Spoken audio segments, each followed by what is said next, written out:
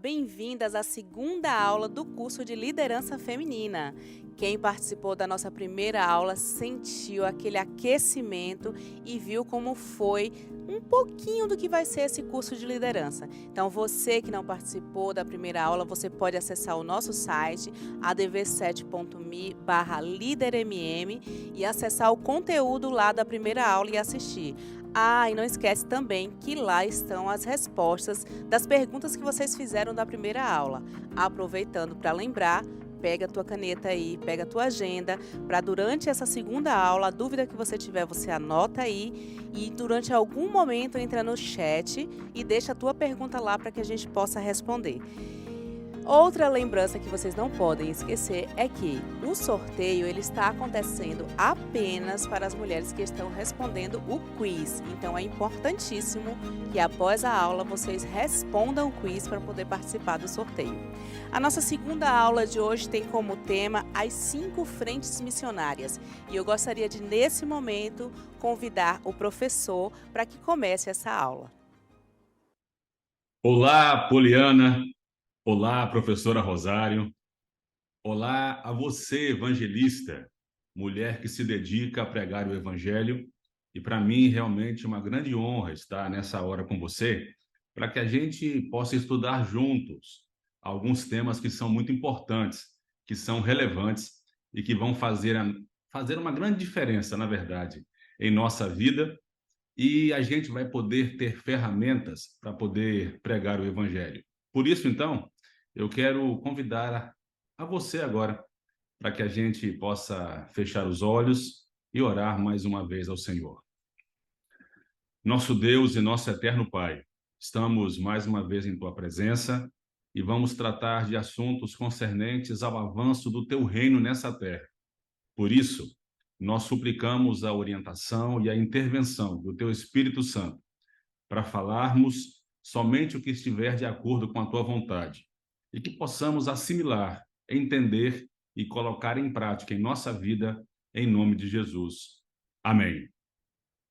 Muito bem, o tempo não é grande, nós só temos aqui agora 5 horas para estar com vocês, não é brincadeira. Nós queremos ir direto ao ponto e queremos que você saia desse encontro realmente com ferramentas, com orientações que vão ser úteis para toda a sua vida. Por isso, nessa hora, eu vou compartilhar com você o que a gente preparou com muito carinho. É provável que você já tenha visto antes, em algum momento, e para você pode ser uma recapitulação. Mas vamos juntos, nessa hora, ver o que Deus reservou para nós, o que Ele preparou para que nós estudássemos nesse encontro, que tenho certeza que é uma grande bênção para todos nós. Abra comigo a sua Bíblia, em Apocalipse 5, versículo 9. Apocalipse 5, versículo 9. Encontrou? Apocalipse 5, 9? Vamos ler juntos. E entoavam um novo cântico, dizendo: digno és de tomar o livro e abrir-lhes os selos, porque foste morto e com o teu sangue compraste para Deus os que procedem de toda a tribo, língua, povo e nação. Isso está diretamente conectado com a orientação de Jesus, que esse evangelho deve ser pregado a todo mundo. Nós não podemos fazer distinção de classe, não podemos separar os grupos. Nossa missão é pregar o evangelho. E existem diversas maneiras de pregar. E nós vamos apresentar nessa noite ao menos 6 delas que podem ser muito úteis em contextos diferentes, para que você consiga se aproximar das pessoas e compartilhar com elas a palavra de Deus. Por isso, vamos então para as frentes missionárias que nós vamos estudar com vocês a partir de agora. Antes, porém, um conselho que nós temos da serva do Senhor é que nós precisamos ter planos sábios para colocar cada um em sua própria esfera de ação, a fim de que ele possa obter uma experiência que o capacite a assumir responsabilidade crescente. Olha só, é importante que cada um faça o trabalho que ele pode fazer, que cada um seja colocado em um lugar que ele faça o que precisa ser feito, mas faça com alegria, faça com as ferramentas que ele possui, com os talentos que ele tem. Por isso, precisamos colocar em marcha a execução de planos muito sábios, que de verdade serão úteis para que o evangelho avance. Mas avancemos então. O primeiro deles tem que ver com o evangelismo público. É uma prática que tem sido utilizada há muitos anos em nossa igreja e não vai ser esquecido, não vai ser abandonado. E sei que algumas de vocês já fazem isso e fazem com maestria. E aquelas que querem fazer, mas talvez por alguma razão ficaram impedidas, algumas dicas que são importantes e creio que vão ser úteis para que você coloque em marcha o processo evangelístico público aí na sua realidade. A primeira delas é o planejamento. Você não pode avançar sem planejar o que vai fazer, como vai fazer, quando vai fazer, quem é que vai fazer isso, quanto vai custar, quais são os objetivos. Comece com algumas perguntas. Por que eu vou fazer evangelismo? E comece a planejar as estratégias, os locais, os meios, tudo que vai envolver o programa evangelístico. Existe uma máxima de que quem fracassa em planejar já planeja o fracasso. Por isso, se tem uma coisa que não pode faltar no processo de evangelismo público, é o planejamento. Você não pode planejar, não pode deixar de planejar, desculpe. E você não pode planejar o fracasso, porque se você não planeja, é provável que no final você se depare com resultados que você não espera.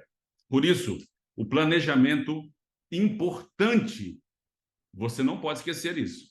É importante para o processo evangelístico. Mas, além do planejamento, você não pode trabalhar sozinho. Você precisa de uma equipe que esteja ao seu lado. Gente que vai estar com você em todos os momentos. Pessoas que vão acompanhá-la não do início, antes de que comece já o evangelismo público, na preparação, na estruturação. Essa equipe vai de todos os lugares e para todos os lugares. Por exemplo, você vai precisar de uma equipe de recepção, vai precisar de uma equipe de oração, alguém que o ajude a conduzir os momentos de louvores, a ornamentação, a equipe de organização, ou seja, veja quais são os pontos que não podem faltar no seu evangelismo e selecione pessoas para formar essa equipe com você. Se você não tiver um grupo de pessoas ao seu lado, é muito provável que você não consiga chegar até o final. Essa equipe trabalha junto, ora junto, chora junto e se alegra com os resultados. Por isso, forme a sua equipe, pessoas de alta confiança que vão estar com você e não vão deixá-la sozinha ao longo do projeto e do processo evangelístico. Qual vai ser o seu programa diário? Quais serão os aspectos que não podem ser desconsiderados no seu programa, projeto, estrutura evangelística? Primeiro, o que vai ter? A gente às vezes esquece que o mundo aí fora está oferecendo muitas coisas para as pessoas. E a estrutura do nosso programa diário está em competição direta com tudo que o mundo e o inimigo oferecem. Por isso, então, pense na estrutura do seu programa diário. Só que algumas coisas não podem deixar de estar presente. Vejam só. Estudo da Bíblia. Isso aí é fundamental e deve ocupar um tempo importantíssimo no seu programa diário. momentos de oração, momentos de intercessão, de conexão com Deus e com as pessoas. Você não pode deixar de ter uma boa recepção, gente calorosa, gente que sabe receber, porque a primeira cara que as pessoas vão encontrar no seu programa evangelístico diário é uma equipe de recepção. Você não pode deixar de selecionar as músicas. E depois disso aí, você pode colocar outras coisas, sorteios, interação com o público, momentos de saúde. Veja o que vai ter no seu programa. Não esqueça das prioridades, mas algumas coisas podem atrair as pessoas. E outra coisa, por mais que nós tenhamos conteúdo para falar, um programa não pode durar mais do que 1h10, 1h20. Contudo, a gente que às vezes se delonga muito, mas isso não é interessante para aqueles que foram convidados para estar conosco.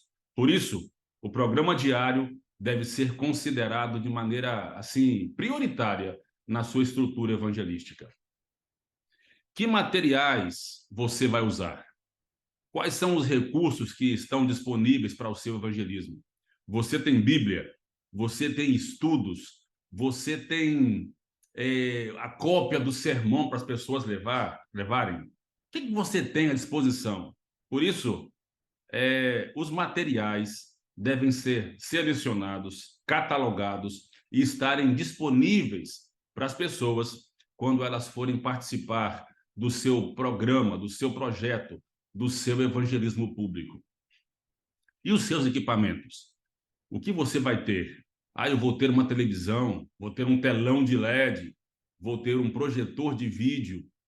Pode ser importante isso, mas existem coisas que não podem ser desconsideradas. O seu microfone é com fio ou sem fio? Se é com fio, as conexões estão boas?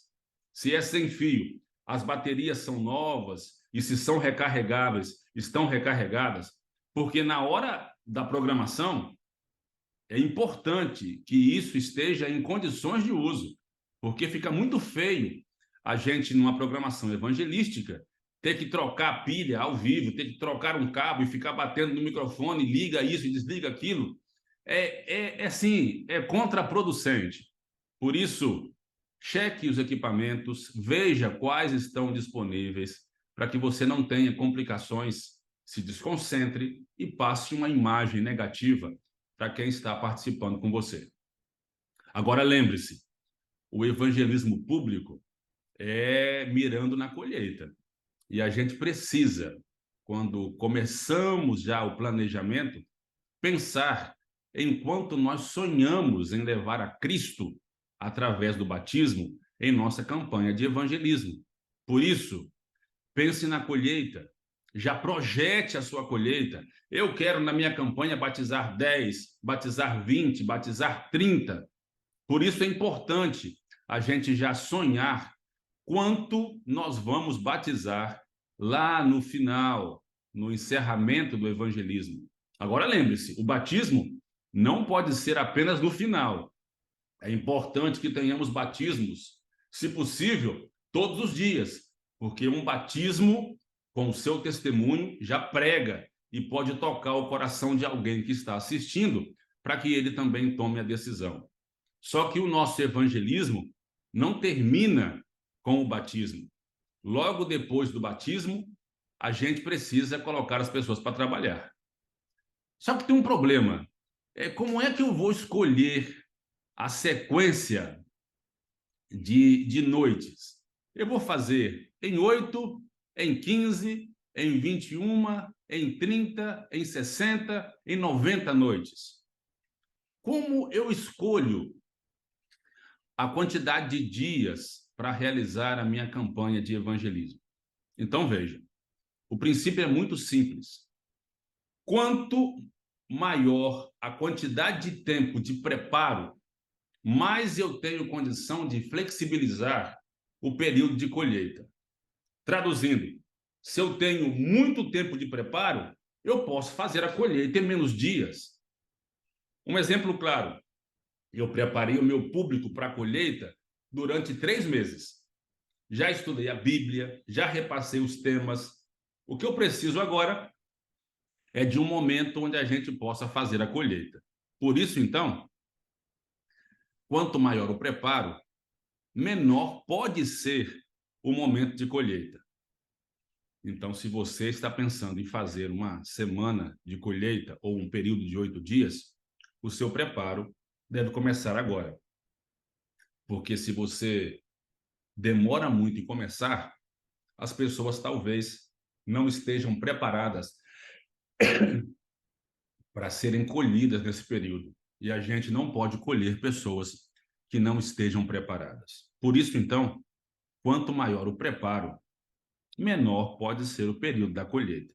Se você preparou pouco, você tem que passar mais tempo para que as pessoas possam estudar a Bíblia e compreender os ensinos e tomarem a decisão ao lado de Jesus de maneira consciente.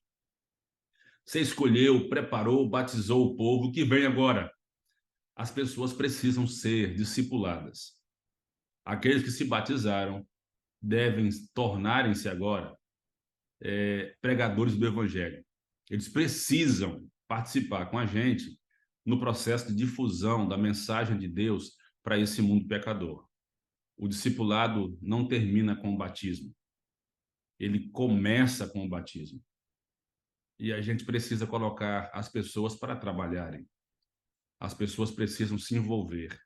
Por isso, no seu planejamento, já coloque aí um plano de discipulado assim, bem direcionado, bem intencional, para que as pessoas possam se juntar agora a esse grupo de pregadores. São apenas pinceladas, porque eu tenho que passar 6, essa aqui é a primeira. Vamos para a segunda. Evangelismo digital. Não se esqueçam, a pandemia avançou em muito a conexão das pessoas aqui nesse país nosso. Por isso, o evangelismo digital é uma ferramenta muito poderosa e não pode ser desconsiderada. Mas alguns critérios que são importantes. Primeiro deles, que você não pode esquecer, quais são as plataformas que você vai usar para poder pregar o evangelho? Serão as mais comuns? Serão aquelas novas que as pessoas não conhecem? Então, entenda, se é fácil de acessar, se tem facilidade de conexão, é mais fácil pregar por ali.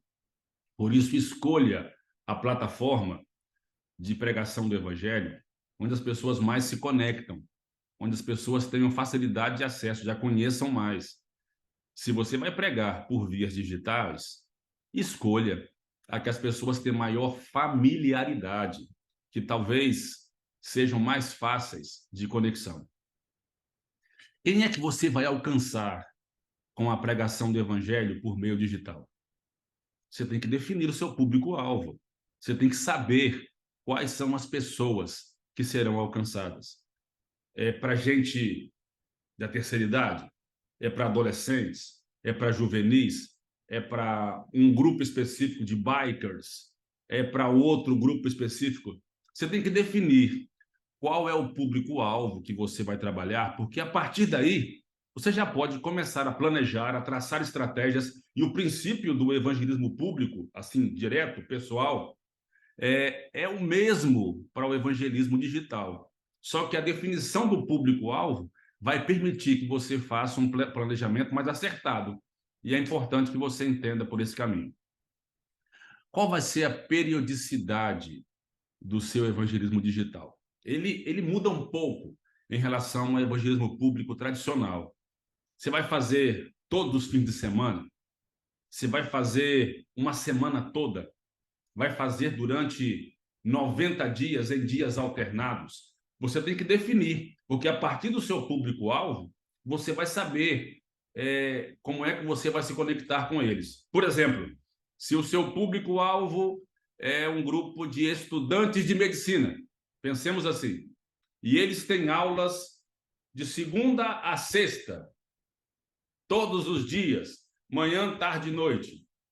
Como é que você vai estudar com eles a Bíblia a partir de um meio digital? Talvez fosse interessante fazer sexta, sábado e domingo com eles.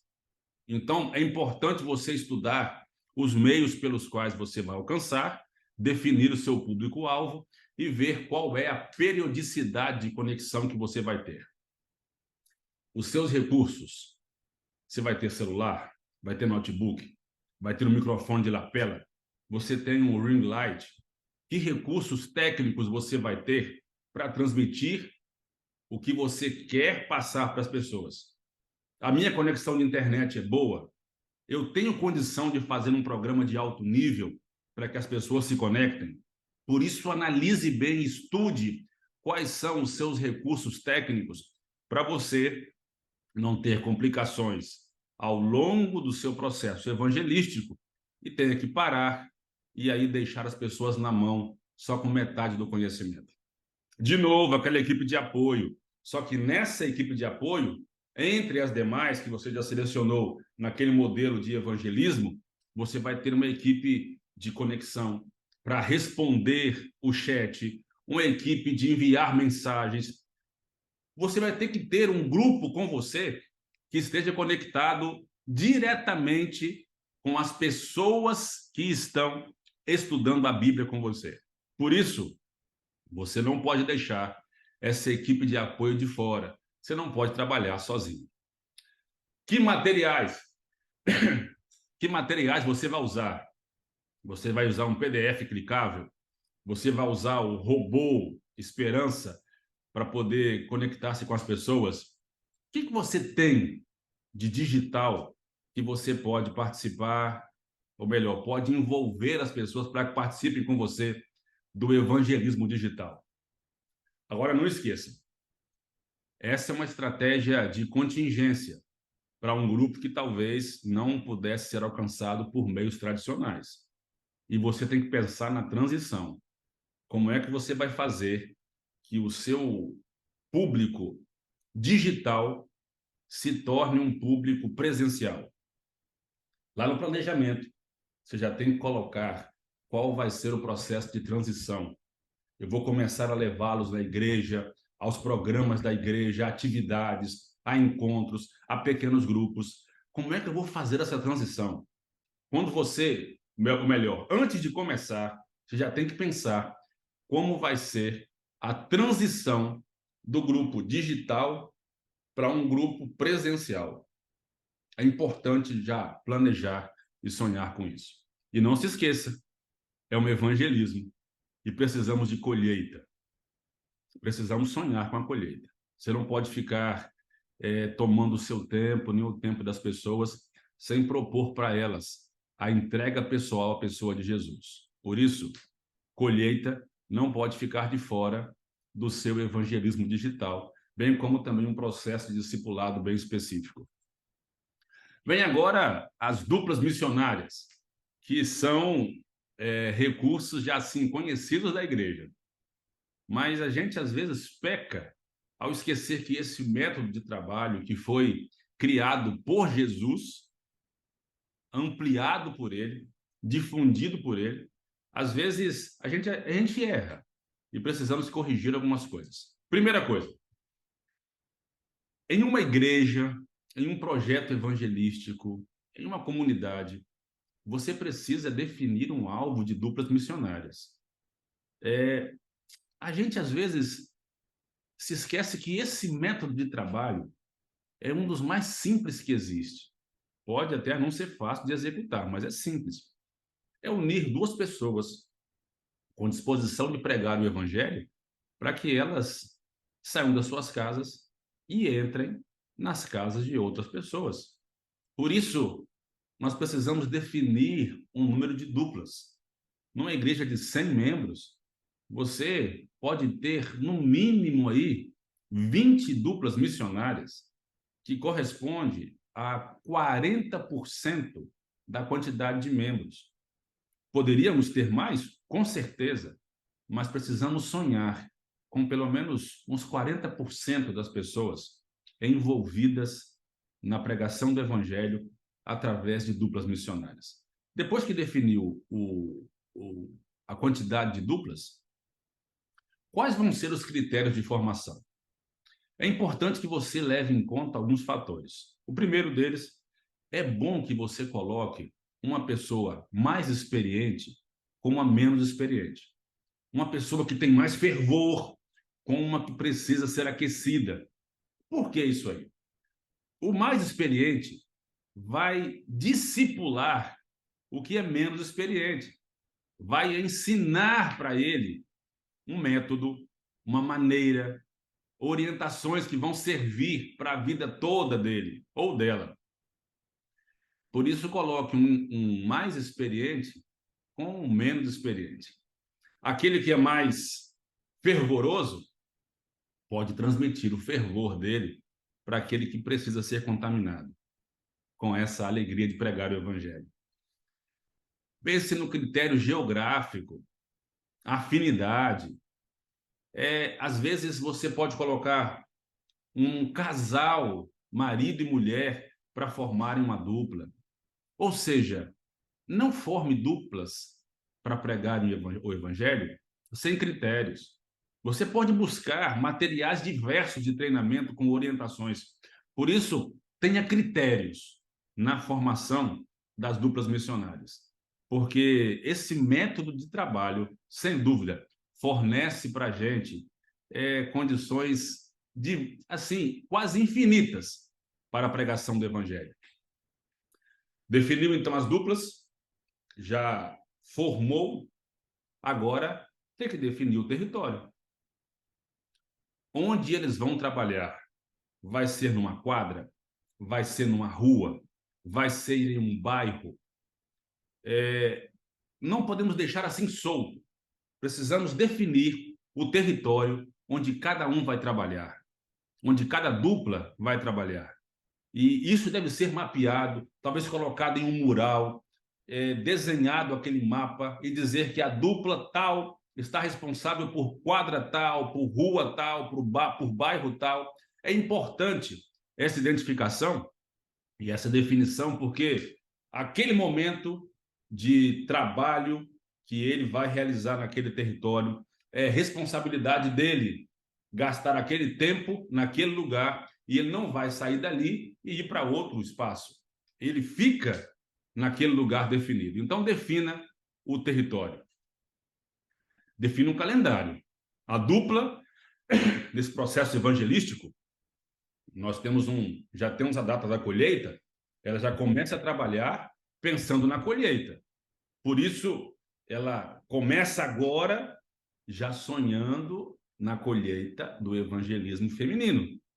Defina o calendário. Começa aqui, estuda isso, estuda aquilo, chegamos perto, faz esse apelo, ensina. Defina um calendário de trabalho para que não se trabalhe de maneira aleatória, sem pensar no futuro. Esse acompanhamento que deve ser feito é duplo. Primeiro, o acompanhamento da dupla com os seus alunos e o acompanhamento por parte daquele responsável de organizar as duplas, para saber como é que estão os estudos bíblicos, como é que estão os avanços na casa das pessoas, como é que está sendo aí o desenrolar do estudo, porque a partir desse acompanhamento, a gente pode separar os grupos A, B e C. O que são grupos A, B e C? Não que um seja melhor ou pior do que o outro. O grupo A é aquele que está muito aplicado ao estudo bíblico. Você vê o avanço dele na conexão com Deus e ele não tem nenhum impedimento para ser batizado. Esse grupo deve receber a nossa prioridade, porque ele é estudante esforçado, você vê o interesse dele com Deus e ele pode ser batizado a qualquer momento. Então, esse é um grupo A. O grupo B é um pouquinho abaixo desse grupo A, mas também não tem impedimento. Mas você vê que tem que gastar um pouquinho mais de tempo com ele. Ele merece uma dedicação também especial, mas não tanto como o grupo A. E o grupo C é aquele que tem interesse com a Bíblia, mas você vê que ele tem algum impedimento para ser batizado. Talvez trabalhe no sábado, tem complicações em relação a casamento, entre outras coisas. Ele não pode ser desconsiderado, mas a atenção dele talvez não seja a prioridade no momento. E se me permitem, assim, dividir o seu tempo, no trabalho evangelístico com esses grupos, coloque 60% do seu tempo para o grupo A, coloque 30% para o grupo B e 10% para o grupo C, porque aí você vai conseguir atender os grupos e vai focar naqueles que podem já tomar a decisão e serem batizados na nossa colheita de junho. E quando falamos em colheita, a dupla missionária não fica de fora.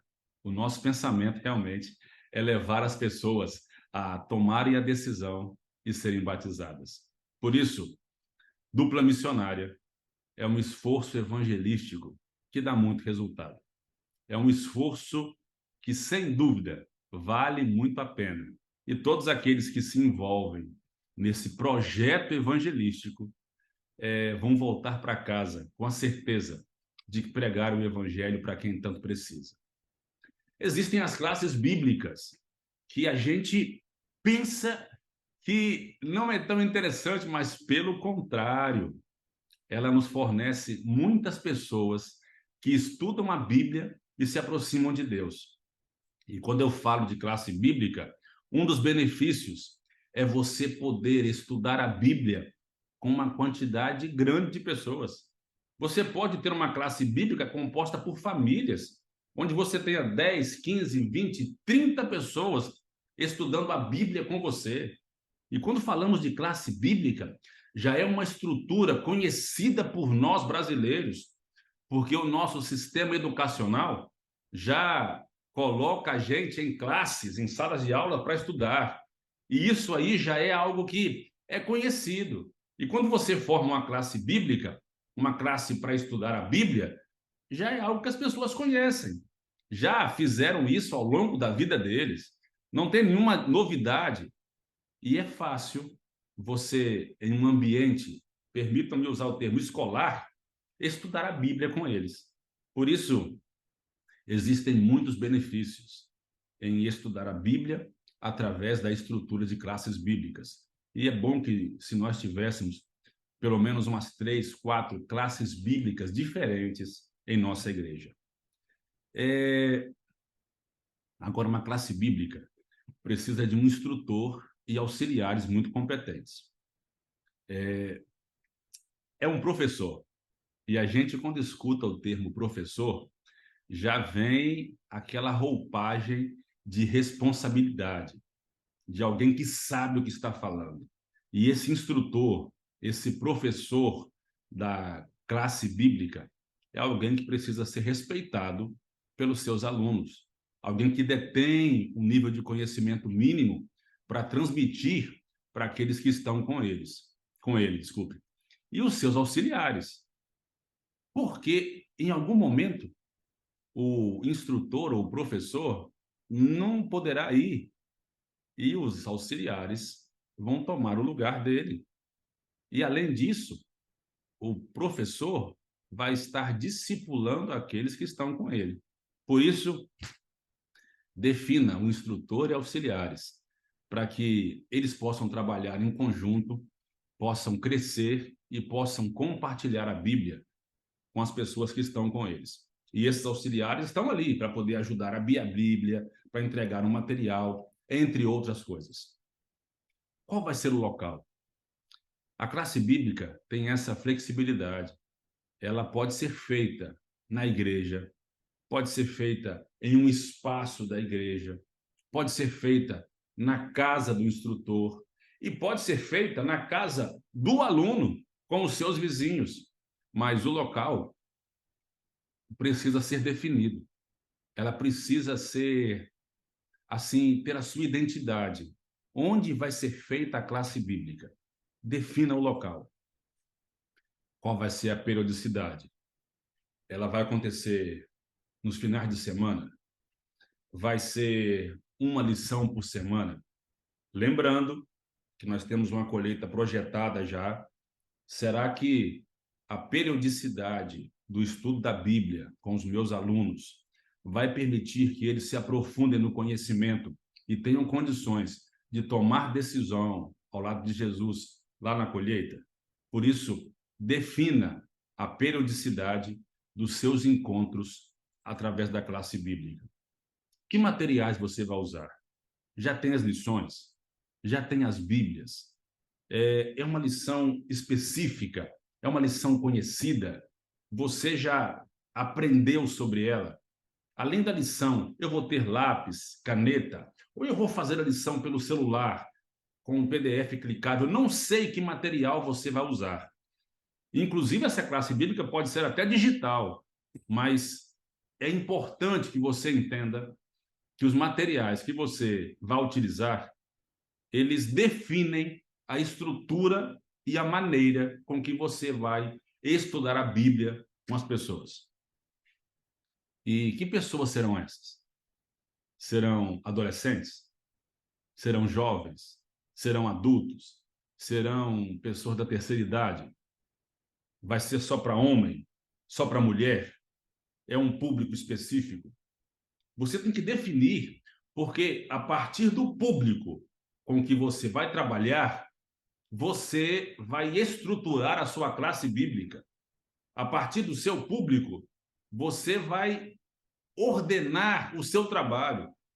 Por isso, defina o público com que você vai trabalhar. Embora você tenha pessoas que não se encaixem ou não se encaixam na estrutura que você preparou, mas a maioria das pessoas vai ter aquele perfil que você já definiu antes de começar. Por isso, defina qual vai ser o seu público-alvo na sua classe bíblica. E um calendário.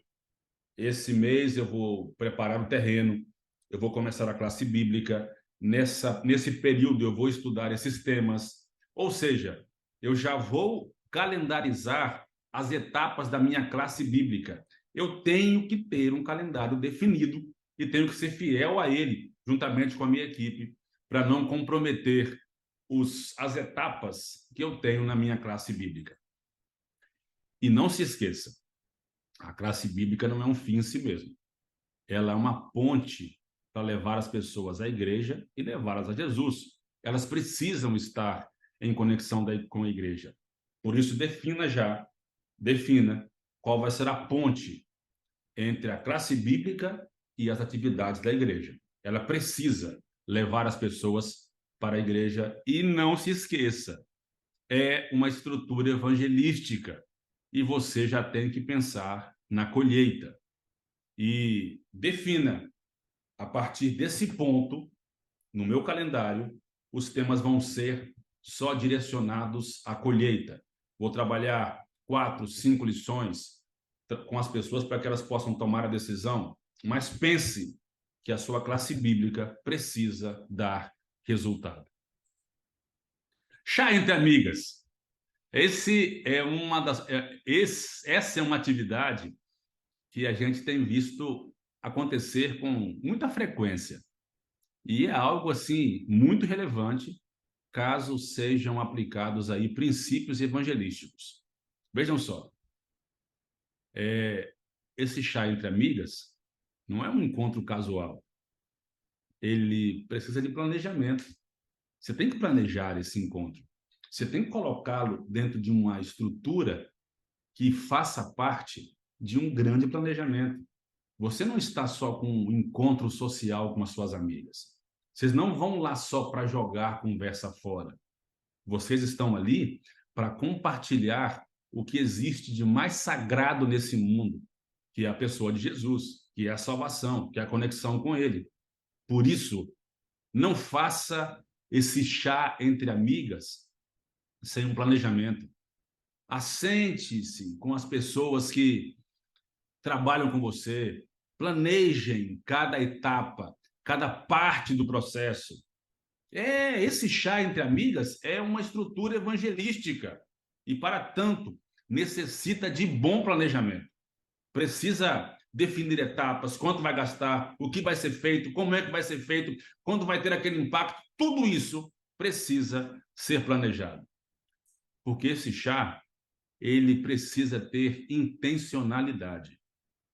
É verdade que a gente se aproxima das pessoas, conhece mais gente, talvez amplie a nossa rede de amigos e de amigas. mas a nossa intenção com esse encontro é levar as pessoas até Jesus, para que elas possam tomar a decisão. Por isso, nunca perca esse foco, que o Chá Entre Amigas faz parte da estrutura evangelística da nossa igreja. E ele não pode perder de vista a intencionalidade. Seja intencional ao realizar o seu chá entre amigas. E, de novo, quem será convidada para estar com você? Eu vou convidar as pessoas da rua? Eu vou convidar as minhas amigas. Tudo bem. Mas que tipo de amigas? Esse chá é para as minhas amigas que são mães desacompanhadas? Eu vou convidar quem são divorciadas? Eu vou convidar as viúvas? Não sei. Tente traçar um perfil das pessoas que serão participantes desse chá entre amigas, porque imaginem, se você leva uma pessoa fragilizada para esse chá e você não sabe quais são as mazelas que ela carrega na vida, e por um comentário inoportuno, você pode fechar o coração dela para sempre. Por isso, defina, ao menos de maneira mínima, o perfil das pessoas que estarão com você nesse chá. Não que seja um fator limitante, pelo contrário, é para que você se prepare para falar ao coração das pessoas que estão com você nesse encontro evangelístico, porque a partir daí você vai gerar uma temática. Um exemplo, as suas amigas que estão nesse chá são todas viúvas. Você precisa levar a elas a esperança da ressurreição. É apenas um exemplo. Por isso, é importante você definir o público-alvo, porque a partir daí você leva a temática. Se você leva para esse chá amigas que têm complicação com os pais, que têm um rechaço, que têm asco aos pais, e você apresenta a Deus como um pai, elas não vão querer saber de Deus. Por isso, defina a temática que você vai apresentar nesse chá entre amigas. Onde vai ser? Vai ser em um ambiente neutro, alguma coisa conectada com a igreja? Como é que você vai fazer? Como será essa programação? Porque a depender do local, você pode realizar ou não algumas coisas. Por isso, defina um local acessível, onde as pessoas possam chegar com facilidade, tenha um bom estacionamento, um local agradável, talvez, dependendo do lugar, refrigerado. Não sei, mas defina o local e avise com antecedência para que as pessoas possam chegar lá. Não se esqueça, essas pessoas que participaram do chá entre amigas precisam ter conexão com a igreja. Conexão com atividades da igreja. Um pequeno grupo, uma unidade de ação, um encontro social, uma, uma atividade missionária, não sei. Elas precisam estar em conexão com a igreja, porque o chá entre amigas é uma ponte para levá-las a terem conexão com a igreja. Por isso, já planeje na sua estrutura um momento de começar essa transição para que elas possam ter conexão com a igreja. E nesse chá entre amigas, o nosso foco é apresentar para elas a oportunidade de conhecer mais a Bíblia. Elas precisam conhecer a Bíblia. E a partir desse momento, você já mira em se aprofundar com elas o estudo da Bíblia. Ofereça o estudo, já defina quem vai ser a pessoa que vai acompanhá-la nesse processo de conhecimento bíblico, porque nós estamos mirando na colheita. E se você vai usar a estratégia do chá entre amigas para conseguir estudantes da Bíblia, ele deve ser feito com urgência, para que a partir desse chá os estudos possam ser oferecidos, possam se iniciar e a gente tenha tempo hábil de preparar as pessoas para essa grande colheita. Pequenos grupos é uma estratégia, sim. Embora a gente tenha muitas atividades no pequeno grupo, ele também serve para o cumprimento da missão. Um pequeno grupo holístico, ele permite que o evangelho possa ser pregado e de maneira exponencial. Vejam só, o pequeno grupo não é só uma estratégia evangelística, ele é um estilo de vida. E aqueles que fazem parte e vivem essa realidade vão concordar comigo que faz muita falta não participar de um pequeno grupo. Por isso, ele é mais do que uma estratégia evangelística. Pequeno grupo é um estilo de vida. Por isso, as pessoas que participam de um pequeno grupo devem interiorizar esse conceito, que ele permite para a gente viver uma vida em comunidade.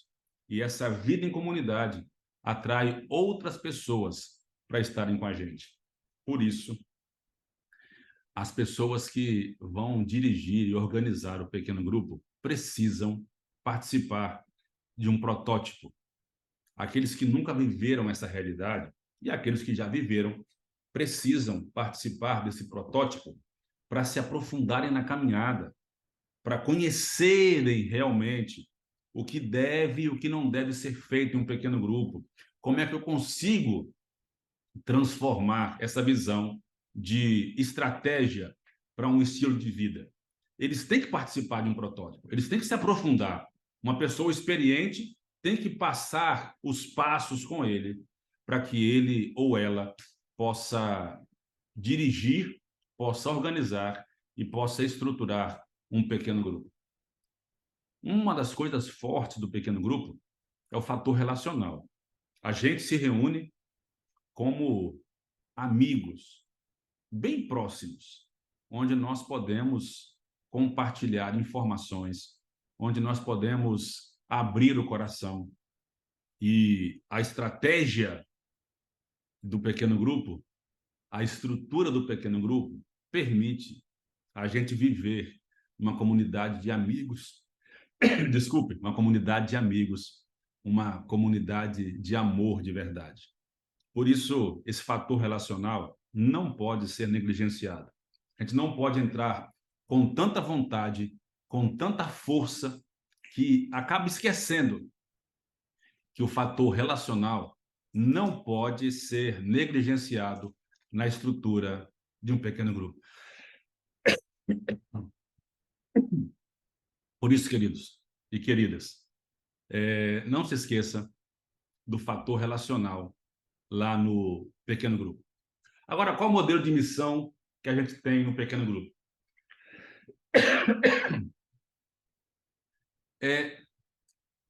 Talvez a gente queira restringir a atividade missionária em um pequeno grupo, mas isso é algo totalmente inverídico. O modelo de missão do pequeno grupo é utilizar a estrutura que nós temos como igreja. O pequeno grupo, você pode, a partir dele, organizar um programa de colheita. A partir do PG, você pode organizar duplas missionárias. Você pode organizar um chá entre amigas. Então, entendam, o pequeno grupo, ele é a base dos esforços que nós vamos realizar no que diz respeito à pregação do evangelho. A partir dele, ou a partir de uma rede de pequenos grupos, você pode alcançar resultados exponenciais. O modelo de missão no seu pequeno grupo vai ser definido de acordo com os dons de cada pessoa no seu pequeno grupo. Vocês se relacionam, se conhecem e descobrem o que cada um pode fazer. E, a partir disso, o evangelho é pregado. Defina o melhor modelo de missão a ser executado pelas pessoas do seu pequeno grupo. E não se esqueçam, a gente visa a colheita. E o pequeno grupo ele pode dar muitos frutos, e ele vai dar, se a gente trabalhar nesse sentido. Por isso, ele vai se multiplicar. Quando o pequeno grupo atinge a maturidade, onde tem a condição de se multiplicar, ele vai crescer. Ele vai sair de 1 para 2. E esses 2 agora vão viver uma vida em comunidade, uma vida relacional e uma vida missional, e vão pregar o evangelho. Ou seja, se você utiliza a estratégia de pregar o evangelho através dos pequenos grupos, hoje vai ser 1x pregando o evangelho através dos pequenos grupos. Só que se ele multiplicar, o ano que vem vão ser 2x. E em 2025 podem ser 4x. E assim vai crescendo exponencialmente. Por isso, além da colheita, sonhe, planeje, estruture a multiplicação do seu pequeno grupo. A cada cristão é designada uma obra definida. Deus requer que todos sejam obreiros em sua vinha. Vós deveis lançar-vos à obra de que fostes incumbidos e fazê-la fielmente. Queridas, de verdade, a pregação do evangelho é uma necessidade. A nossa igreja, muito sabiamente, provê para a gente estruturas, frentes missionárias, recursos para que a gente possa pregar o evangelho. E você que está assistindo agora, tenho certeza que pulsa no seu coração o desejo de cumprir a missão. E esse desejo deve levá-la à ação de pregar. Passamos rapidamente 6 frentes missionárias que vão ser trabalhadas com esse grupo que está assistindo agora, para que nós preguemos o evangelho, para que nós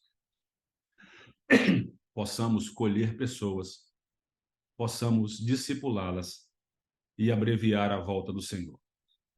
Por isso, eu fico muito feliz de falar para vocês, porque eu sei que estou falando para um grupo que está com a disposição imensa de fazer com que a mensagem do Senhor chegue a toda tribo, língua, nação e povo, para que quando ele voltar, milhares possam estar prontos para viver para sempre com ele no céu.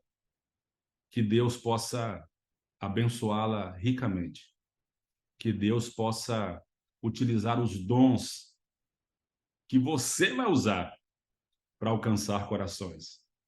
Que seja a sua vida uma expressão de missão. Que Deus a acompanhe, a abençoe. Escolha uma das frentes. Como dizem aí, se jogue para pregar o evangelho e conte com a direção e com a bênção do Senhor. Por isso, nessa hora, eu quero orar com você e por você, para que Deus derrame o Espírito Santo, para que você possa ser usada com muito poder e que muitas pessoas, dezenas, centenas e milhares, possam conhecer a Jesus e se entregar a Ele, serem batizadas, pregarem o Evangelho também e se prepararem para o retorno do Senhor. Se você quer dizer, Senhor, toma minha vida, eu me entrego por completo a Ti, para que o Senhor possa usar o que eu sou e o que eu tenho para a difusão da Tua palavra nesse mundo, levante sua mão. Eu quero orar por você agora. Nosso Deus e nosso eterno Pai, nós somos imensamente gratos a Ti pela Tua bênção, pela Tua misericórdia. Gratos, Senhor, porque fomos salvos através do sacrifício de Cristo na cruz em nosso lugar. Mas também somos gratos porque permites a nós, pecadores, cooperarmos com a Tua obra nesse mundo. Por isso, Senhor, receba agora a nossa entrega. Nos colocamos à Tua disposição para que o que nós somos e o que nós temos possam ser usados em Teu serviço. Derrama, Senhor, sobre cada pessoa que levanta a mão nessa hora o Teu Espírito Santo, para que se envolva em alguma frente missionária que pregue o evangelho, que discipule, que prepare pessoas para se encontrar contigo. Enfim, Senhor, toma a nossa vida, usa-nos e abençoa-nos. É o que nós pedimos em nome de Jesus. Amém.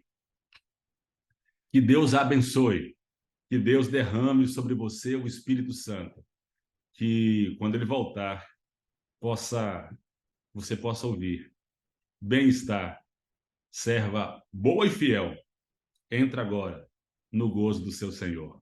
E nos encontramos muito em breve para uma grande colheita, para uma grande festa, para uma grande atividade missionária. Que Deus abençoe. Fique com Jesus. Um abraço forte.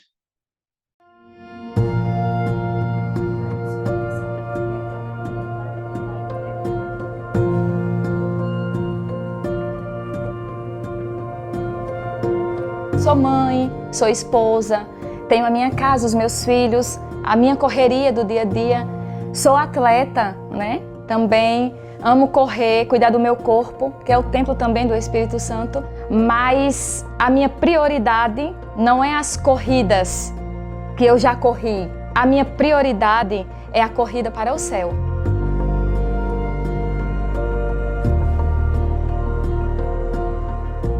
Quando eu me batizei na igreja, eu não participava, eu não era envolvida, era muito tímida, tinha vergonha até de ir lá na frente, né? Até que um dia tudo mudou. Eu sofri um acidente dentro da minha casa e quando eu cheguei no hospital, os médicos disseram para os meus pais que eu não ia voltar para casa, né? Eu tinha estourado uma veia na minha cabeça e eu estava com a minha cabeça cheia de coágulos de sangue. E aí eles disseram que eu não tinha como, eu não ia voltar para casa com vida. Mas ali eu clamei muito, os meus pais têm 30 anos de adventista já, os meus pais, e começaram a corrente de oração, orar muito por mim. E eu lembro que ali eu disse assim para o Senhor, que se Ele me desse a oportunidade de viver e me trouxesse de volta para casa, eu iria pregar esse evangelho, eu ia ser um vaso de bênção, um instrumento nas mãos do Senhor. Então Ele ouviu a minha oração e eu disse, eis-me aqui. Aí eu recebi o primeiro convite de fazer um evangelismo. E eu não tinha ainda, né? Nem pregava, nem me envolvia. Mas eu aceitei, pensei em dizer não, né? Mas eu aceitei porque eu lembrei da promessa que eu tinha feito para o Senhor. Eu vivi algo novo e algo diferente em minha vida. Eu me apaixonei pelo evangelismo. E eu entendi que essa era a minha missão, esse era o meu chamado. Quando eu entrei em lares, conheci pessoas e eu vi vidas serem alcançadas e transformadas pelo poder do Senhor. E através do evangelismo, eu entendi que Deus tinha um chamado mais além para mim, que Ele tinha uma missão maior para a minha vida, né? Eu já comecei a me ir envolvendo com estudos bíblicos, a pregar, até louvar, né? Que eu não louvava, mas eu tenho um grupo aí de mulheres de louvor. Então eu comecei a ir me envolvendo, né, na igreja e trabalhando para o Senhor e vendo a igreja crescer. Eu não sei dizer não. Gil, você faz 15 noites, 20 noites? Faço, eu sempre digo sim, porque eu faço por amor. Quantas pessoas eu já tive contato, eu já levei esperança, eu já levei Jesus, foram inúmeras. Aqui diante da presença do Senhor estão os teus filhos. Esse ano 2023 a gente já começou com o Caleb, onde a gente conheceu pessoas muito humildes, a ponto de quando terminar o Caleb, eles chegassem pra gente e dizer assim, essa cesta que tá aí é pra sortear, eu não quero toda não, mas você pode me dar um arroz desse pra mim comer hoje à noite? E a gente fez bazar ali para aquelas pessoas. A gente saiu juntando muitas cestas, né? E doou para aquelas pessoas. Fez um momento muito alegre ali para aquelas crianças também. Mas sabe o que me deixou assim, sem palavras para explicar? É que quando terminou o Caleb, eu ganhei presente deles. Eles levaram para mim pano de prato, dentro de um saquinho de presente, cartinha. Nós mulheres somos um exército de mulheres poderosas nas mãos do Senhor quando nós nos colocamos. E o Senhor Ele pode nos usar aonde Ele quiser. Então meu legado é esse. Eu digo para minha filha, quando eu não estiver mais aqui, continue com essa missão. Continue amando Jesus e pregando esse evangelho e salvando pessoas para o reino dos céus.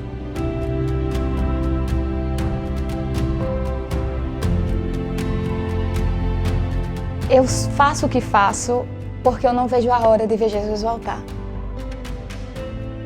Porque eu estou cansada deste mundo.